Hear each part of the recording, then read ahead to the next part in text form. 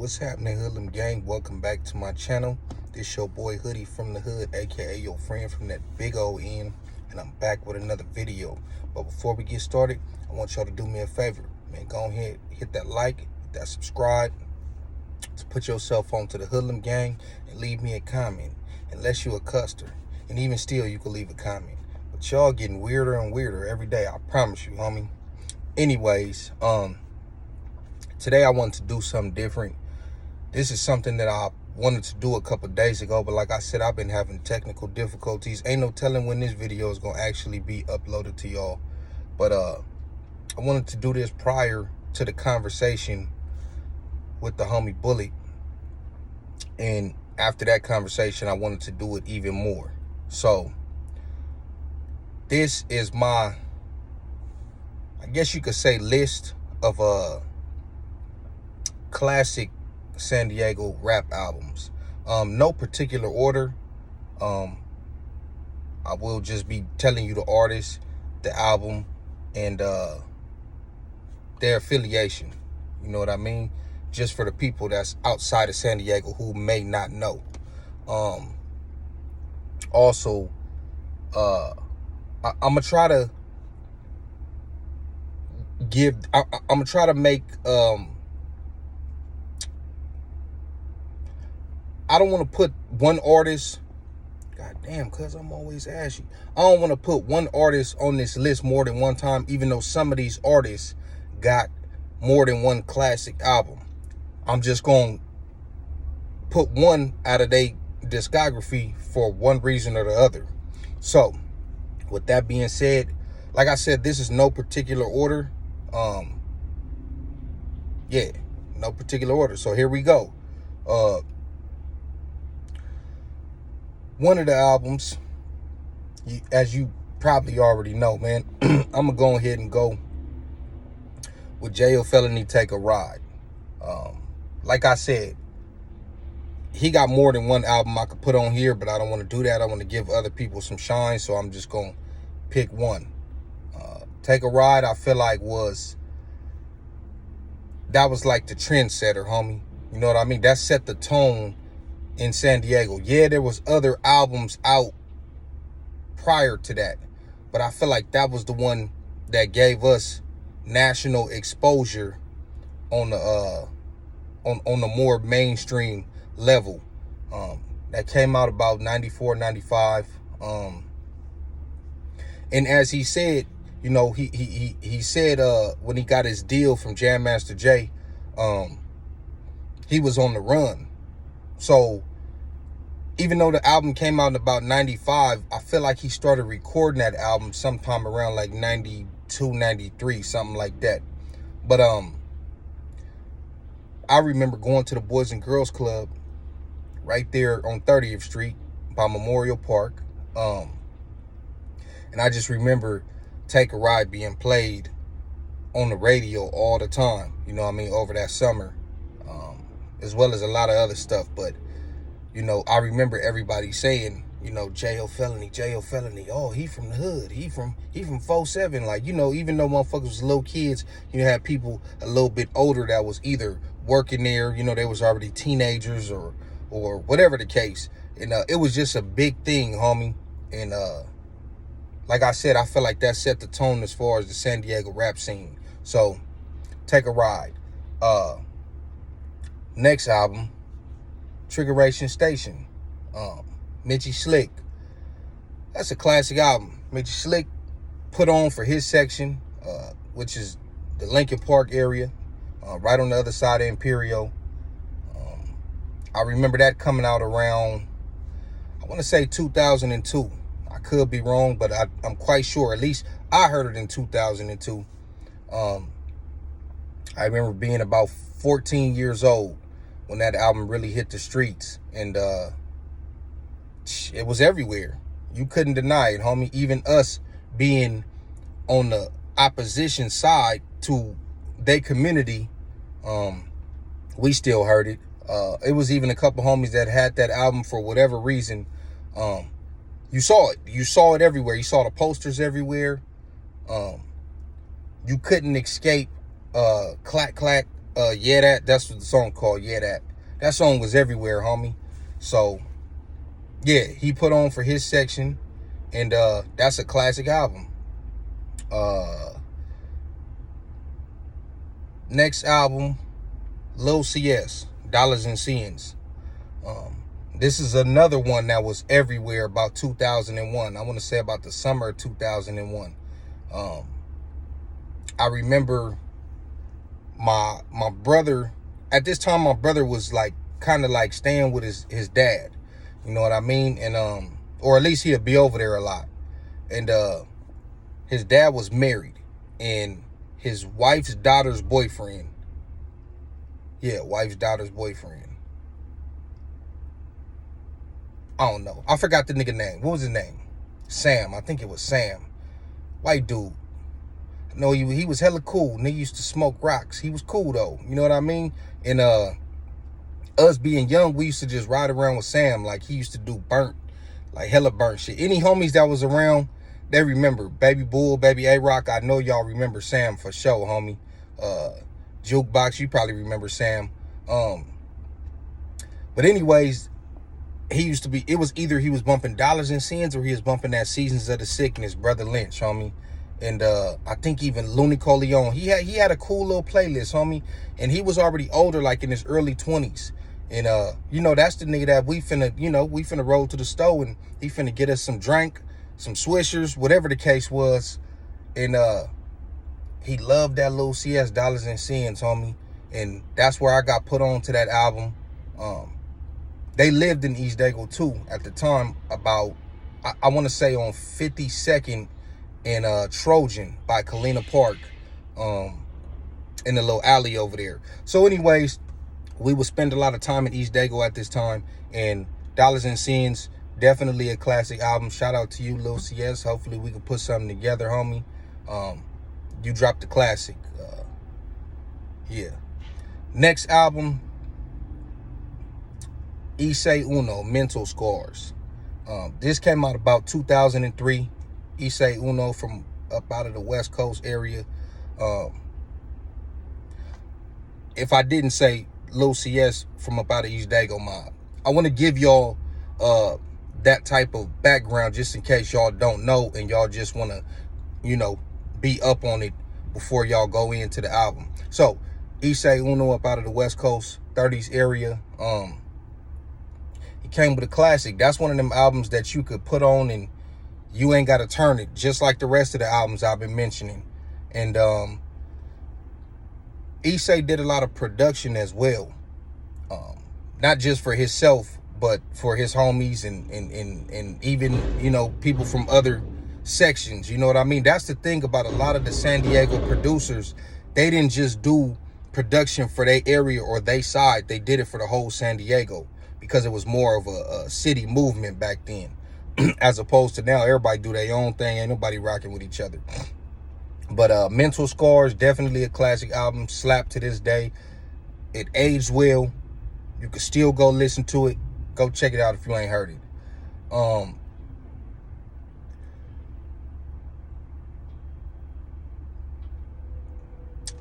right. Before I go on to the next one, I'm going to double back because I think this album came out.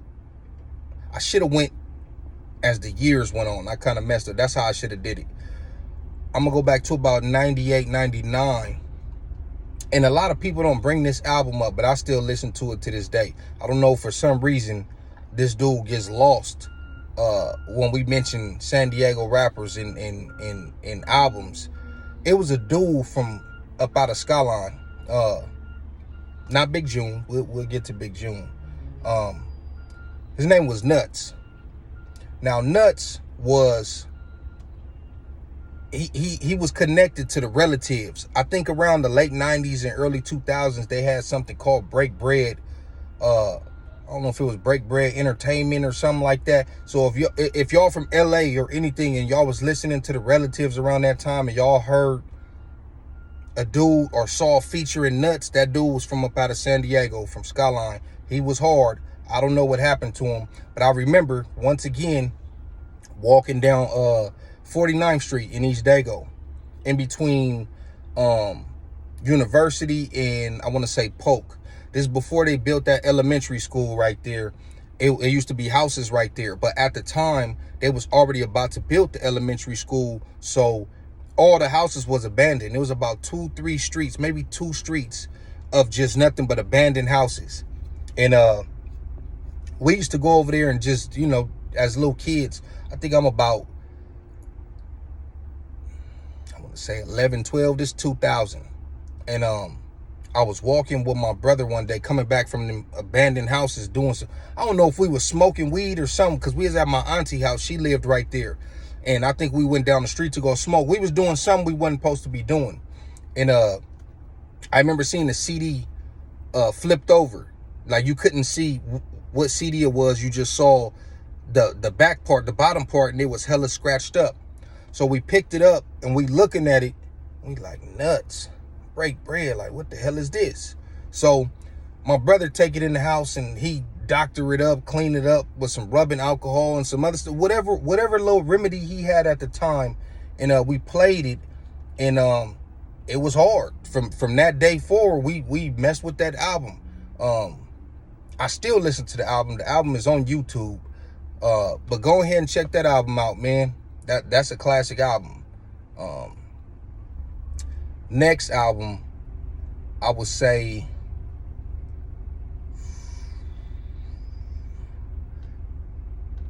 the SDC Riders compilation. Baylo presents the SDC Riders compilation. Baylo being a homie from about the 40s. I think he came home from prison around that time, and it was pretty much everybody, like the San Diego Crips, homie. Like, all the rappers and producers, Cricket, Issei, they and I want to say Trelly too. Trelly did some production on there too. So yeah, man, that album, I think it's now on Apple Music. It might be on Apple Music, and it's on a few things. It might even be on Spotify. It ain't on YouTube. If one of y'all see this, put that on YouTube. But yeah, that was a classic album too, man. It had Baylo, Lil Baylo, FIP, Seaweed 3, rest in peace, Trelly Deuce, Googie Monster, Issei, J.O., Lil CS, man, it has so many people on there, Cricket, in the Immortal Gang. Like, it was so much stuff on there. C-Band. It was so many homies on there. That album is a classic. That came out around like 2002, 2003, somewhere around there. Y'all go check that out if y'all can find that. It's the SDC compilation or SDC Riders compilation, whatever the case is. Go check it out. We got Trelly Deuce. I want to say it's Trunk Slump. Is it Trunk Slump? I think it is Trunk Slump. That came out like around like 2006 or something like that. Some of them songs had already been circulating. We had already heard some of them songs in the community, but yeah, put them all together, put them on the album. Trelly Deuce, up out of the West Coast 30s area. Yeah, go check that out, man. That's another classic. Who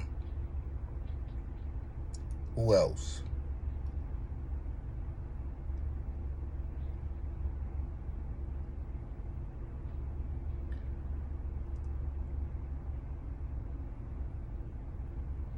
Don Diego.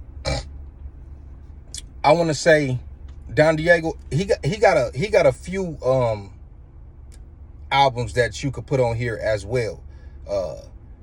But I'm not gonna go with the one y'all think I'm gonna go with. Y'all think I'm gonna go with Cherry Chuck Gang. I'm not gonna go with that, even though that's a classic too. I'm gonna go with Dead Man Talking. Dead Man Talking, to me, I think that was his first album. I feel like it came out like around 03 or 04 or something like that.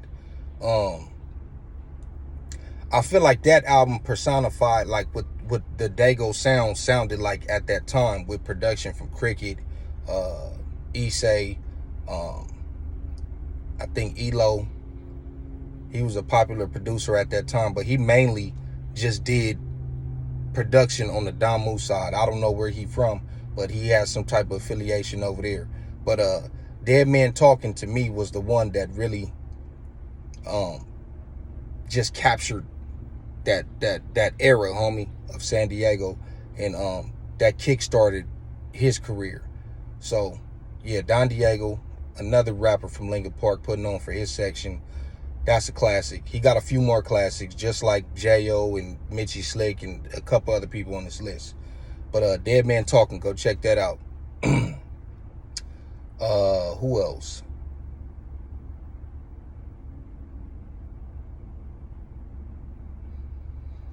I feel like I'm gonna forget somebody. Big June. Big June. Whichever album that is, when it got What You Hating For and Unfuckwittable on it, and then it got Straight Jackin', like all the songs that he made like in the early 90s, like the 3 bonus tracks. I think he on the cover with the black shirt and the 2 pigtails. That one, Big June, another legend about the Skyline area. Go check that out. Who else? Damu. You know what? I was thinking. I didn't know whether to put Damu. I think it's One Shot Kill. I didn't know whether to put that album or to put the Hound Foundation, which was like a collection album. Like it was like him and Black Mikey and B-Stone, and it was a gang of them on there. You probably could slide that in here too. You know what I mean? They up out of the Brim area. But Damu, I'm gonna put One Shot Kill. I'm gonna put that one. I think it's One Shot Kill. Y'all correct me in the comments. That's another classic album. That came out like around 03 or something like that too.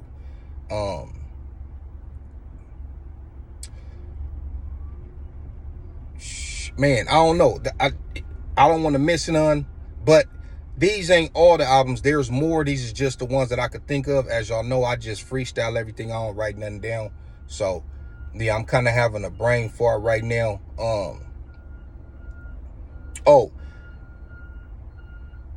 I never really listened to a lot of the Chicano rappers. I've heard a lot of their songs individually, but as far as albums, I never really listened to a lot of them until I got to this continuation school.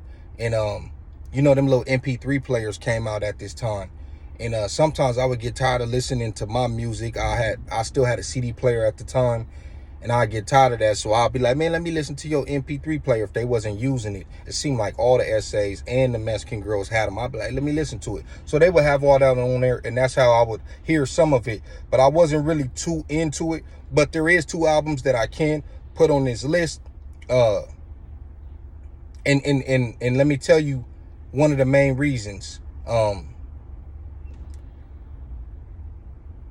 Like I said, as far as production goes in San Diego, you had a lot of different people who did the production, but for the most part, you had Cricket and Steve Vicious.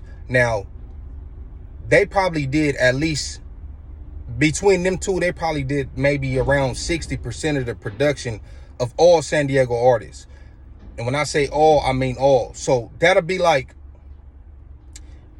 Dr. Dre and DJ Quick doing the majority of the production for all Compton rappers, whether they be Crips, Pyrus, or Essays. That's how it was in San Diego. Like I said, it was more of a city movement. So a lot of the Essays still had the Steve Vicious and Cricket production, as well as all the black artists. So Mr. Shadow, that first album, I think it was his first album. It came out like around like 99 or something like that.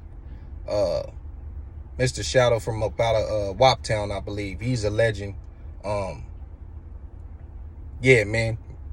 Go check that out if you into that. And there was another dude named GPA. I think he was from Paradise Hills. And the album's called Hard Times. Go check that out too, man. Yeah, like I said, those is 2 Classic Dago albums too as well. But obviously these are older artists. I'm not doing younger artists.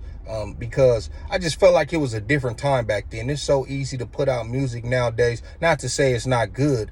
It's just, it's easy to drop an album nowadays. And it's just, you know, I don't know, man. We've lost our sound at San Diego. You know, a lot of people be sounding like other places. Some people got their own style, don't get it twisted, but it's just, it ain't the same as them late 90s and early 2000s, man. So yeah, that's my little list of classic San Diego albums. Y'all go check that out if y'all interested. If you already know about this music, leave me a comment and let me know what albums you feel like you would have put on your list. Give me a list of albums that y'all would have y'all would have came up with. But I'm finna slide off into this job, man. Let me go ahead and leave y'all with that one. I just want to hit y'all with something today, man. I appreciate y'all. This your boy Hoodie from the Hood, aka your friend from that big old end. I'm out.